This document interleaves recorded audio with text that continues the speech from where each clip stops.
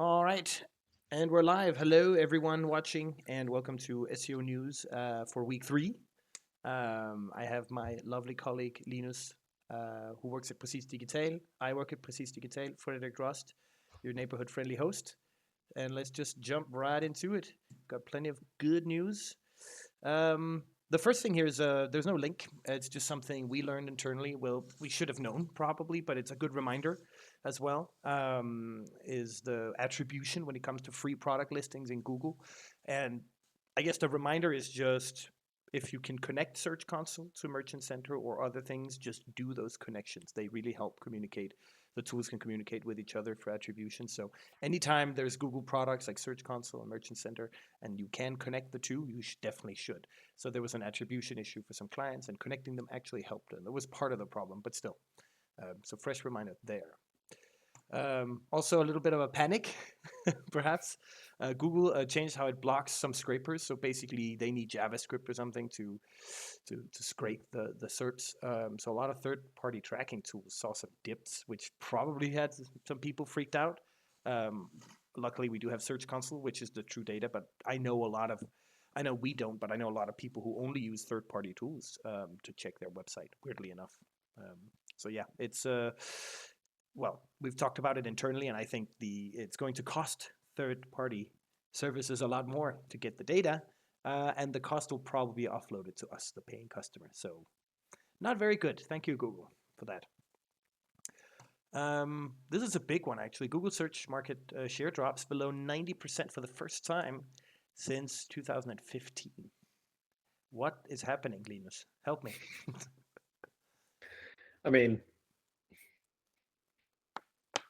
honestly, it's a good question because I think everyone's a bit perplexed by it because it doesn't seem like it goes to the AI like tools anyway. Like it just seems like it kind of moves into everything everywhere all at once, really. So Are we I sure don't it's know. not going to AI tools? I mean, how hard? I don't know how they're not included here, right? So the question is the others increasing or not? Really, is the deeper dive we would probably have to do. Mm, I personally, I know this is anecdotal, but I used to Google a lot of stuff about calories or recipes quickly, and now I just ask my phone, and it uses Gemini to answer me. So a mm, lot of those recurring searches doesn't really convert anyway. Um, I'm moving away from Google. So maybe that's it. Which is it? Those are those really valuable? Not mm. sure, but yeah, we'll have to deeper dive. But it is interesting, and Google should definitely be looking at these numbers and go, hey, maybe we should make our search results better. Um, so yeah, there's been a lot of talk about how bad Google SERPs are these days. Yeah. Next up, Lily Ray, famous Lily Ray, top things that sites struggle with. And again, a little bit more context. She has been auditing a lot of sites that had struggling in Google, right? And so big declines from core updates, etc. I think this is just again, is the content primarily made to attract visits from search engines? Is there automation? So all these questions are really good to look at if you're struggling. And the fact that she's mentioning this and sharing this is very interesting. So if you're one of those sites, just have a look at this. Very interesting. Google also pushes for ratings with comments in review snippets. So they want you to, well, they want us to mark up reviews when there is a comment. You can actually mark that up. So you can have, before you could just have aggregate rating, but you can actually have a list of all the reviews with the exact review of the person, their rating, etc. If you have those on site, they should definitely be marked up. If you don't, that's a feature or an option, I think, that would be worth integrating into e-commerce. I think this, Linus, honestly, I think this is another eat thing for Google. It's like, we can't trust your review. Okay, now you have to write it. Mm. But now we have AI as well, so it's like, can we just AI generate reviews? Yeah, but yeah, I think this is more like we don't really trust all the aggregate ratings. So I want to see some real ones. So Yeah. two things here: adding the option and marking it up. This is important for e-commerce as well. Put it as a must-read. Concise list here of factors, Google shopping ranking factors, to be more specific. I really like the lower pricing. Makes sense, right? Google wants to show low price first. Why would it do anything else? Website authority is a good one. Customer reviews, pointing right back to the old one there. I think the more granular reviews, the more reviews with text, the better as well. So this is kind of an eat thing there a little bit. Backlinks, of course, which is part of authority. Structured data and shipping and returns as well is pretty interesting. I think meta descriptions is the big one. Sorry? I think meta descriptions being like it's strongly correlating with better rankings is massive. Like suddenly it's a ranking factor for something. We've always been like, nah. I think that's really, really huge. Do you think it might have been before as well, but Google would just adamantly like, no, let's not misuse these? Because if Google tells us, oh, we use it as a tiny bit of ranking factor, everyone starts re-optimizing them, and Google doesn't want that. So could it be that it had always been for at least search, not shopping? Is the question, right? Maybe, I don't know. I've never really seen. I guess if it drives up the click-through rate, so someone clicks to a site, then they're an like indirect ranking factor regardless. So I guess in that sense, it kind of works as long as it's written well enough, I guess. Yeah, it's just a great opportunity to give more detail and give people what they want to hear, so they click on your result. I would like to see heat maps of how many people read these. Well, heat maps, I guess you would have to do some more testing there to actually see what people are looking at. But yeah. Anyway, very, very good stuff here for e-coms, and we'll share with our clients as well.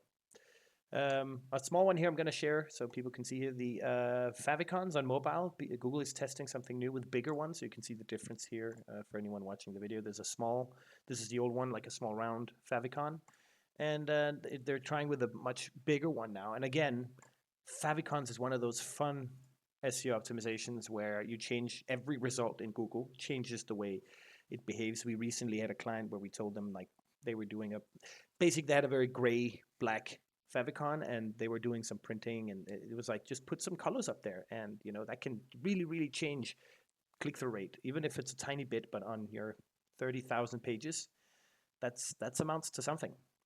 So yeah, testing Favicons should be something we should maybe do more often, see which ones get more clicks, right? But yeah, especially now that they're bigger. There was a Google Maps bug that is now fixed. It was an attack, I read, on Google Maps. Somebody hacked it or attacked it or something. It was at least there was some sort of entry point into Google Maps, and yeah, it's been fixed now. I didn't notice it, to be honest. I ended up where I was supposed to this weekend. And then this one. We'll talk about this one, Linus. I know you want to talk about this. Evidence that Google detects AI-generated content. So, I've been saying this for a long time. There's people were telling me there is no proof, and why would it do that? And I think there's a really, really good reason for Google to want to figure out what is AI and what is not. If I was Google, I would invest money in some sort of way to detect AI content, and the percentage of AI content as well, or the chances that it's AI content, like not granular yes or no AI, but more like this is 80% AI, and I'd be like, okay, that's fair enough, right? And so why would you want to do that? Is the question for Google. Well, if people are just publishing spam. I call it spam when you put 1,000 blog posts up a week. That's spam. That has no reason, no need to be there near. Yeah. I'd rather have a human written one that's not, maybe as detailed. And basically, it's all part of that eat thing again. So yeah, just don't throw up AI content. You can use AI. We use it to make the process faster and smarter. But yeah, the humans, they still got the advantage, I think. Next one here, leak-based Google search query classification by intent. Let me just share that. Let me open here. You can see it's a tool. So somebody used the leak a while back to try and classify keywords. So you can upload some keywords in bulk, and it'll try and classify them, instructions, etc.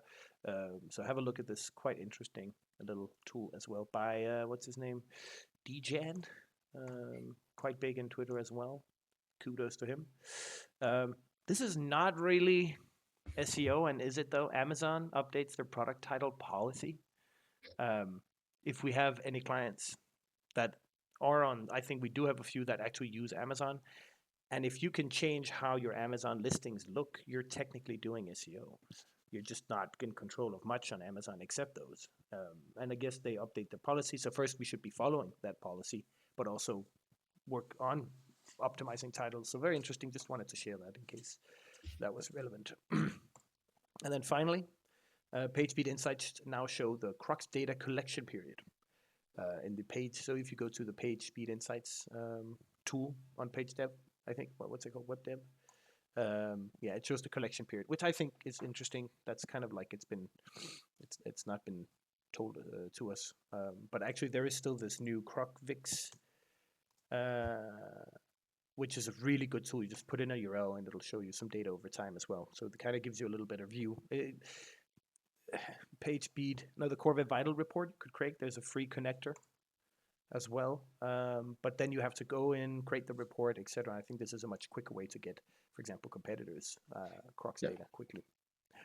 So yeah, just wanted to share that, and that's it for this session. Everyone watching, I hope you enjoyed. In the video description, there will be links and like all the text you're seeing here, but descriptions with links, etc. So you can share that if you want as an email, or just follow the links and read up on your SEO. Until next time, have a great day, and ciao. Ciao, ciao.